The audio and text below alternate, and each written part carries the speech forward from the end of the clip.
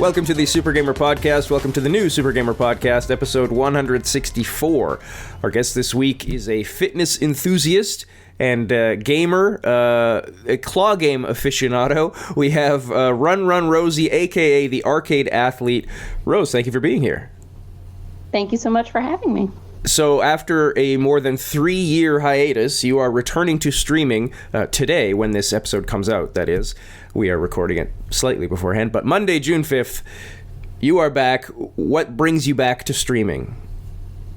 Yeah, so you know how things go. Life happens. I ended up moving across the country and COVID happened, and the next thing I knew, it had been 3 years since I streamed. But recently, I decided to leave the corporate world for a little while and see where that took me. So I decided to go back to content creating and streaming. Are you excited, nervous, any of that?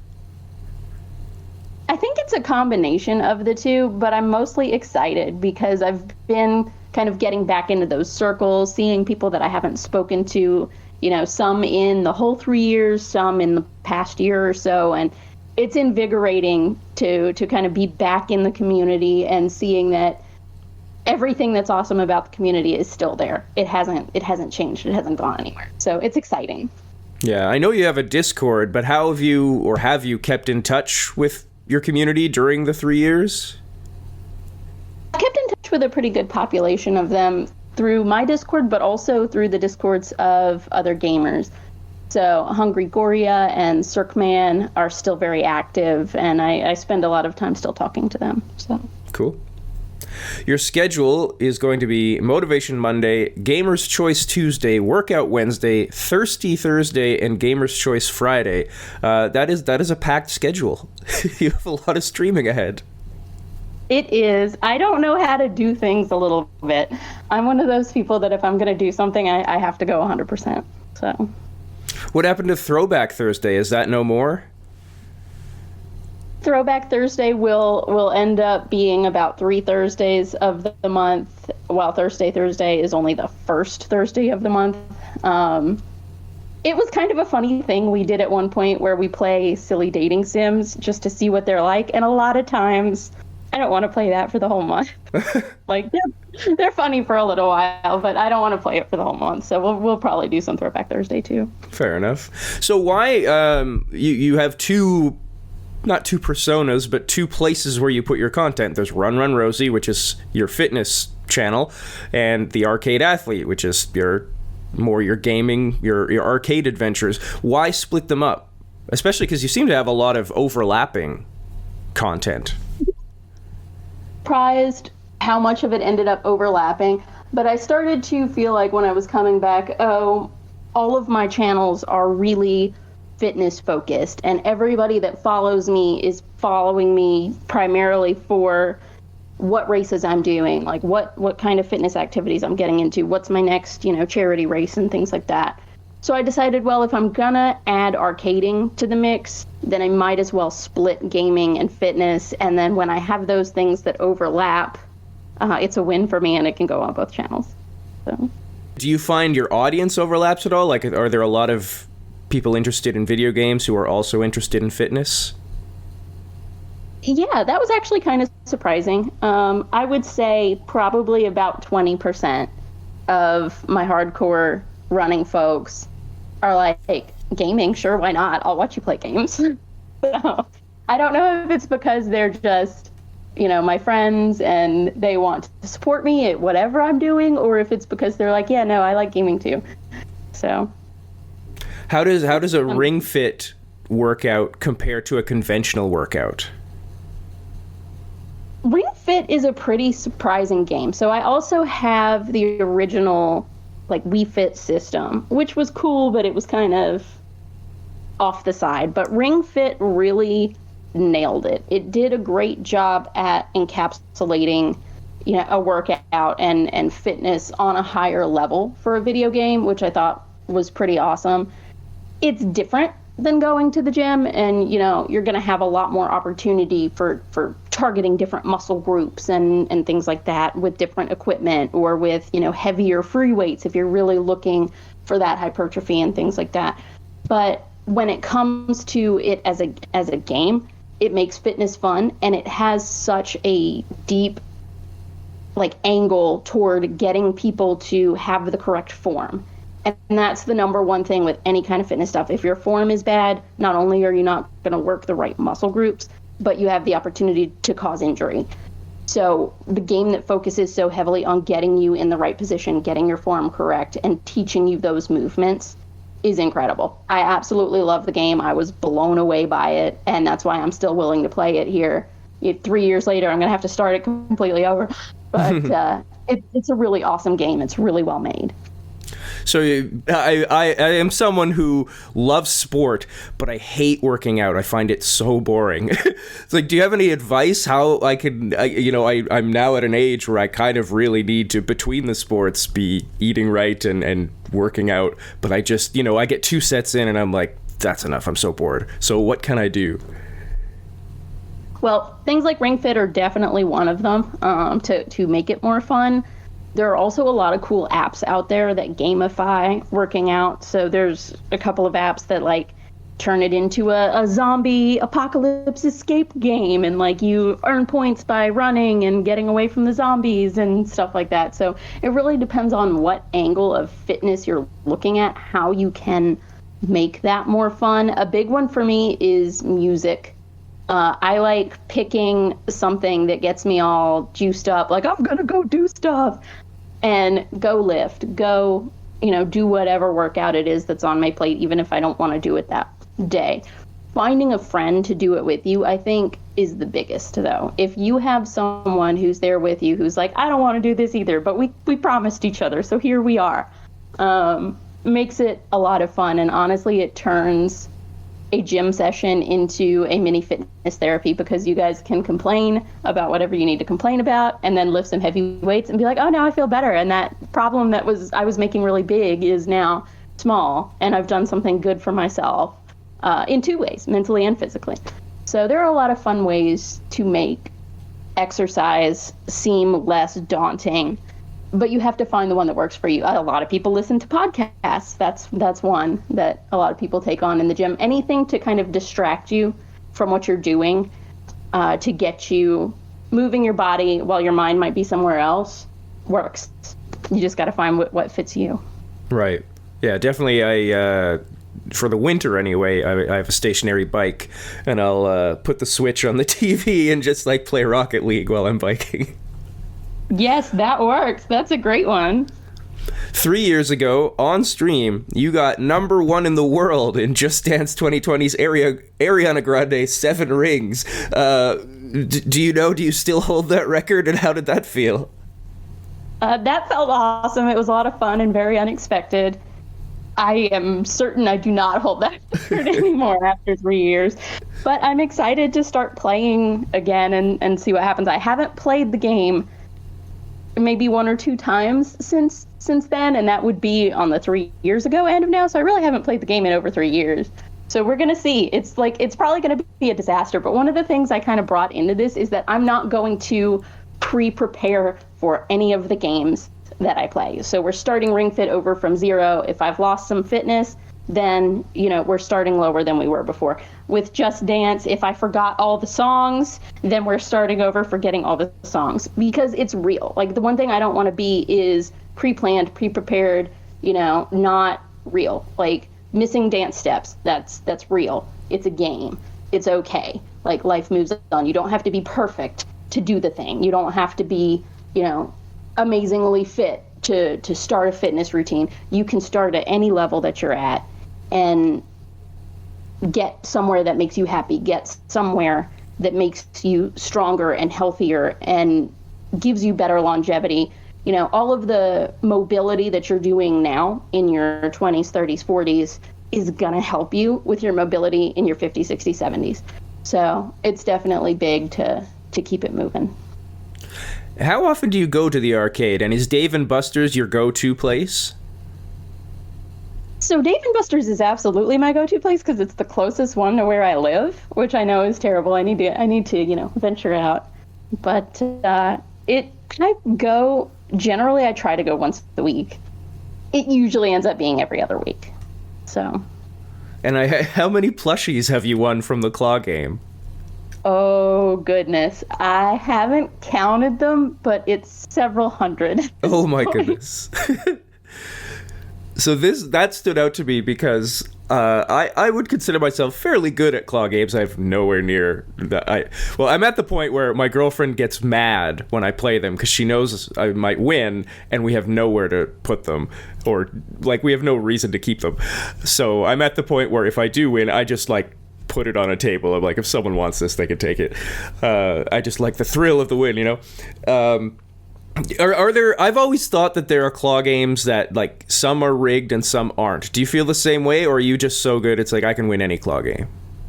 So there are definitely claws that are more rigged than others, and there are claws that are just kind of set to a certain pressure and they stay there all the time. And then there are claws like E-claws that are on a payout system.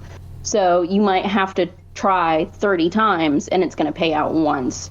There are ways around those, like if the flush are stacked up or anything, you can manage to knock them into the chute. But most of the time, yeah, you just have to learn whatever claw machine you're playing on and how it's been set up to find out the level of riggage, honestly. It's like, okay, is this worth playing to win, once every 4 times, or is it one that's set once every 30 times and I'm just going to be real sad at the end of the day? So there's you can't like look at a game and be like, that one. You have to play it to find out.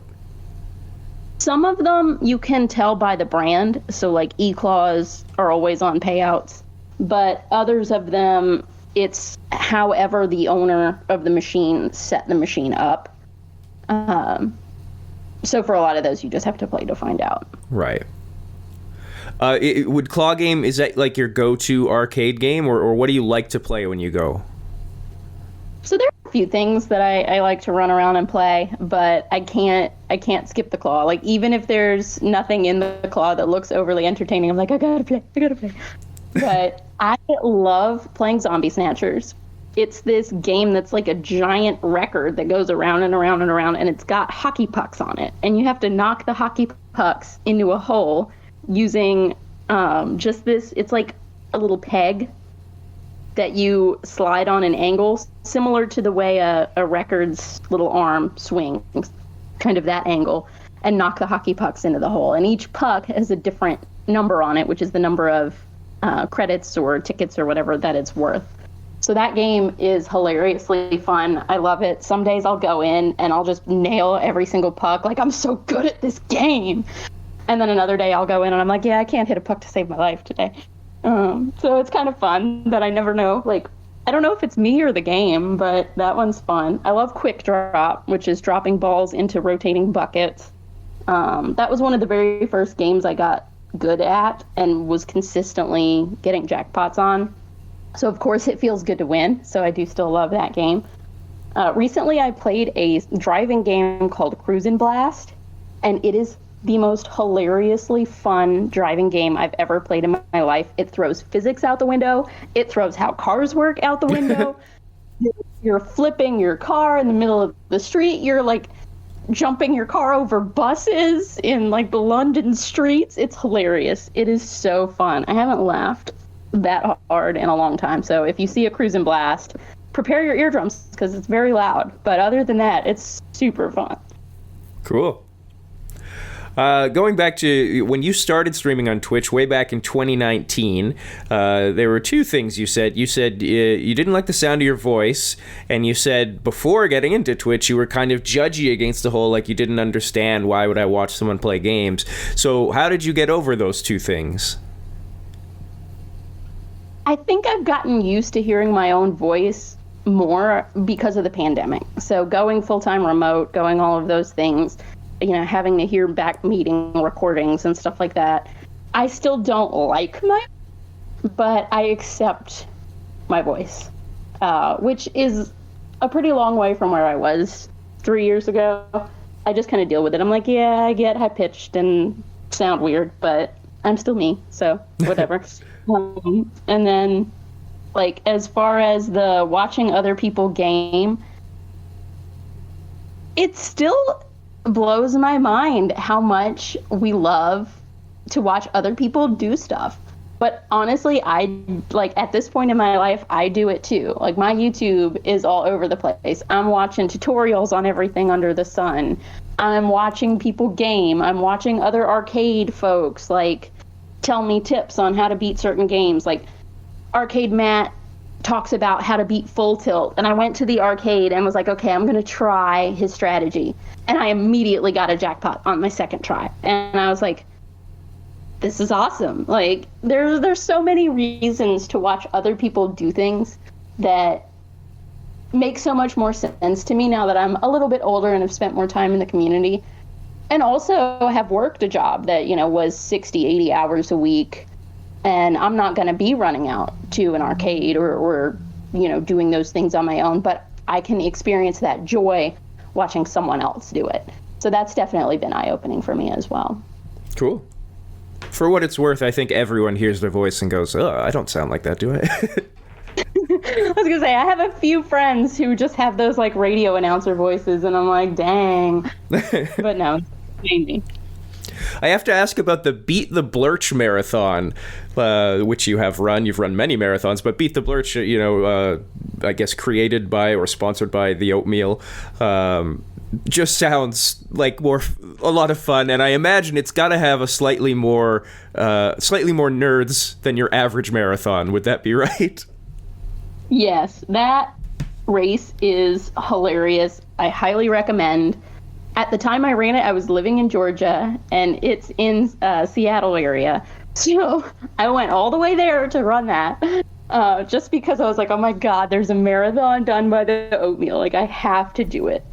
It's so funny. So every single one of your water stations has candy and cake and like all kinds of funny stuff. At the end, they do like donut burritos where like they'll take a tortilla and put all kinds of candy and donuts and like whatever in this tortilla and make you a burrito out of it. And of course, you know, the creator is there with merch tables, and you could buy games, and I got a really cool Blurch mug. I think in that race I got 3rd overall female. So he signed a cup and like wrote on it like, wow, so fast. It was really funny. It was hilarious. It was a good time. Are you encouraged to eat the candy while you run? So I don't. I want to be that person that's like, yeah, I stop at every station and eat chocolate or cake. But no, I can't. I don't think I would manage to make it to the end. But there's cake at the end too. So I ate my cake when I finished. I rewarded myself with cake instead of having it along the way and making myself feel terrible. Well, speaking of that, how sick did you get sick after doing the Krispy Kreme Donuts Challenge? You ate 12 donuts in 4 minutes and 7 seconds. I'm so proud of that. It's really dumb, but I'm super proud of that. I did not get sick. I thought I would. Like, I mean, you get a little bit of that, oh, I ate way too much sugar, tummy ache feeling. But outside of it, no, I'm surprised I didn't get sick. Was it enjoyable? Like, you know, you were doing the classic, like, dunking it in the water. Like, it kind of just looks like, this is not fun. I think it was more funny than fun. Because I was like, I'm going to do this. It's so ridiculous. I'm just going to try.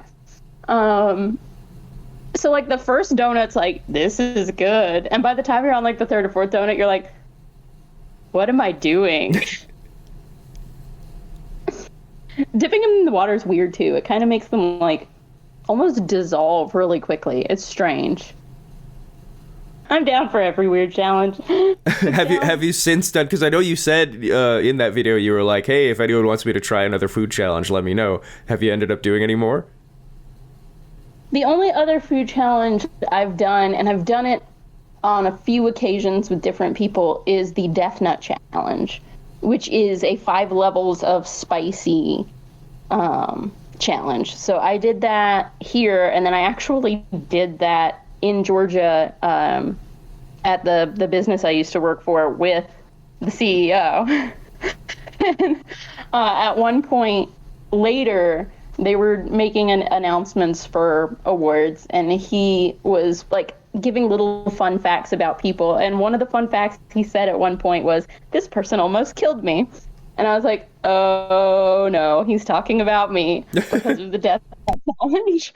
So if you're going to do the super spicy challenges, if you're going to do the death nut challenges, eat bananas, eat some ice cream, drink some milk, like before you even start, because you are going to have stomach cramps like you have never known if you do that level 5 of the challenge. If you could create a fitness video game, sorry, I'm going all over the place, but if you could create a fitness video game, what would you put in it? How would it work? Ooh, that's a good question. I don't think anyone's ever asked me that before. What would I put in my fitness video game? Well, it would have to incorporate running, and it would have to incorporate some dancing. So it would probably have to be a full body fitness kind of game where it's built into levels and you have to level up in each segment. So I would say there's going to be, like, you start by running, you know, a quarter of a mile, and you level your character up. You get, you know, fancier clothes and shoes, and the races that you're going to in the background of your screen get cooler, and you grow a fan base. And like I would take it and go like full on video game with it, where you grow fans, kind of like in the music game, the drumming game, where you have to like earn fans as you play at all these different venues. It would be like that. You're going to go do fitness at different gyms that specialize in different movements, or, you know, running, dancing, Tai Chi. Like, it would be everything. It would be a little of all the things. How is the new cosplay coming along? It's not. So I had this whole grand vision for where all of my crafting stuff was going to go. And then I ended up turning it into a giant indoor garden.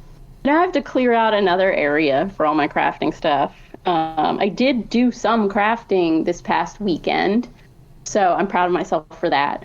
But I have a backlog of probably 10 cosplays that I have all the supplies for. I'm ready to do them. I need to sit down and start sewing. So I'll get there. Did you ever end up doing a workout in cosplay? I know that came up before. Let me think. And what character do you think would be the most likely to do like your kind of workout?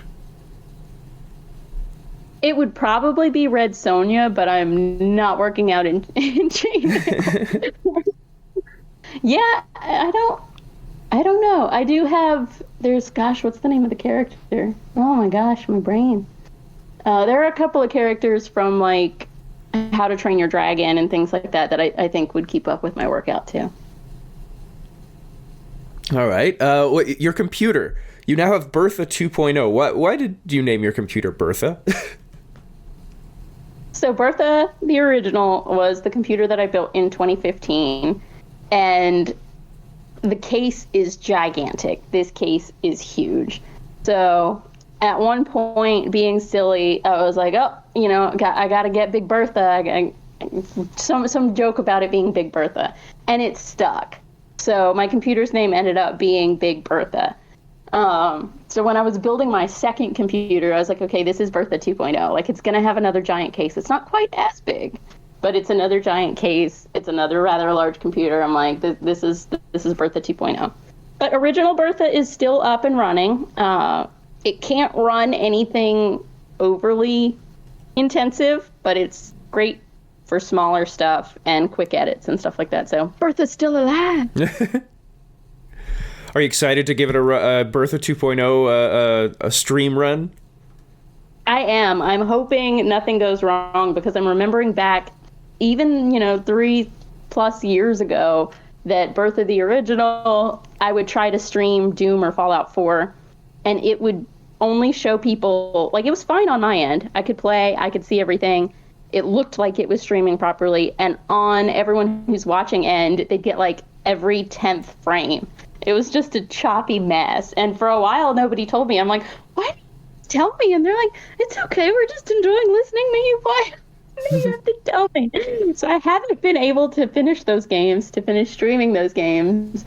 And now we're gonna have to play again and hope that Bertha 2.0 can handle the GPU power needed to stream those games. That's pretty funny. I've never heard. Is it an issue sometimes when people are being too polite when like something's not working on stream? I think it is. There have been a few times when I've said to a streamer, "Hey, this thing like isn't working, and I know you're really excited about it." And they were like, "Oh my God, it's not." So they actually turned off the stream, went to fix it, and then came back. And a few of our friends teased me relentlessly, like, "You made a quitter stream," and da-da-da-da-da. I'm like, no, I told her that the thing she was excited to share with us isn't working. Like, she came back. But yeah, I think people are a little bit shy sometimes about that, and they don't want to interrupt you because they know you're having fun. But it's like, no, it's taking the fun away from you as well. So tell me. Right. Tell me it's janky and broken. Is it difficult when you're doing like a workout stream? Because I know part of streaming is engaging with your community like while you're there. Is it difficult to be able to respond to people while you're working out? Adds a little bit of a delay here and there, but I actually keep a secondary screen that's turned sideways that has the chat scrolling on it and is like in 8 billion size font, so that I can see it from further away and still respond in a relatively timely manner. But yeah, if I'm in the middle of push-ups, I can't read the screen and do push-ups at the same time. So. Right. You're never like, hold on a second. I need a second. Let me read some chat. You are in year 6 of your Great Cycle Challenge Ride to Fight Kids Cancer. You raised $12,637 in the last 5 years. You rode 2,779 miles. You're also doing the 30 for the Kids Challenge this June, another charity workout event. Is it a running event, I believe? Obviously, you do a lot of this stuff. Is that something you build into your streams at all, or is that totally separate?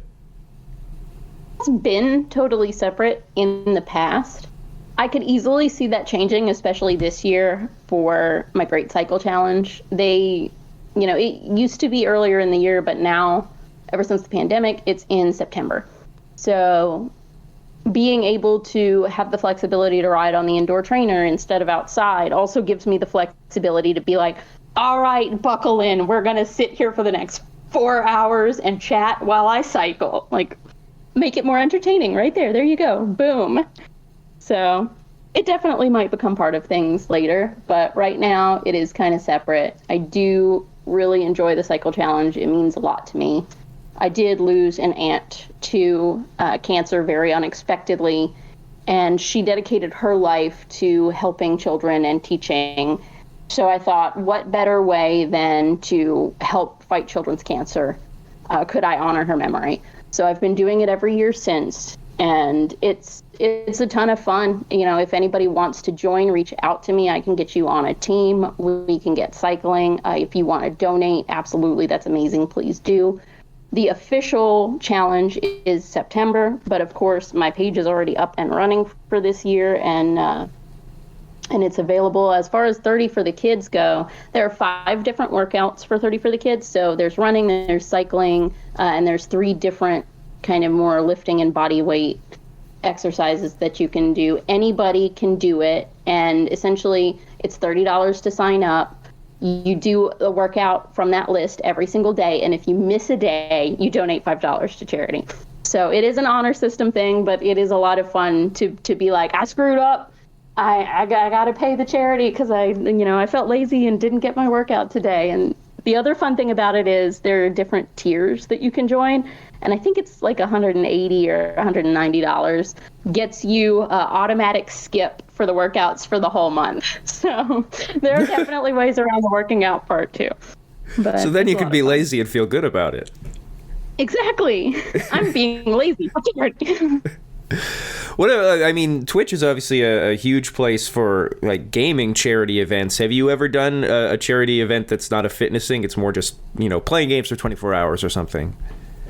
I have not done any of those yet, but I would totally do a gaming stream. And, I don't know how those operate, if it's a specific, I guess some of them are, like, you play a specific game, or others of them are, you just stream for, 24 hours or whatever it is. But yeah, if anybody knows any awesome ones of those, throw them my way. We'll figure it out and we'll get it set up, because it sounds fun. I would totally do it. Cool. Well, I mean, welcome back. People can check out your Twitch stream at Run Rosie on Twitch. Where else can people find you? I am active on Instagram. I am active on Twitter. Pretty much every social platform. All of my arcade stuff is on YouTube at The Arcade Athlete. I post shorts every single day. I post long form videos on Thursday, so there will be a new video every week for you. It's a lot of fun. No matter where you find me, there's always more silliness happening. So. Run Rosie, aka The Arcade Athlete. Thank you for being here. Thank you so much for having me.